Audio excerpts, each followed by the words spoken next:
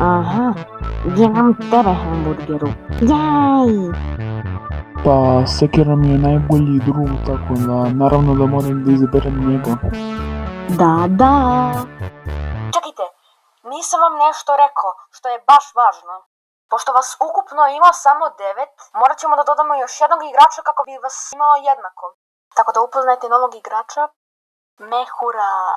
Zdravo svima. Baš mi je drago što mogu da se borim za svoj planetu sa vama. Dobro, Mehure, onda stani u liniju. Vreme je za biranje timova.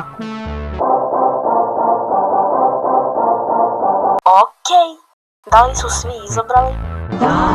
Onda je sada vreme da izaberem ime za vaš tim. Tim baterije. Vi ćete da se zovete Zelena energija. Što? I tim crne rupe, vi ćete da se zovete Praznina.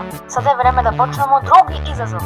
Drugi izazov je da od onih dasaka napravite merdevine kako biste se popeli tamo na one leteće platforme i stisnuli dugme. Zadnji tim koji se bude popao gore i pritisnuo dugme bit će postavljen za eliminaciju.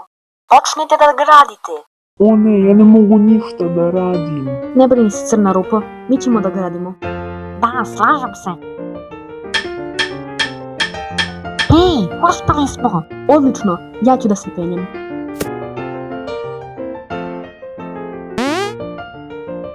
I Sekira je prvi pritisnuo dugme, tako da tim Zelena energija su izgubili bit će postavljeni za eliminaciju.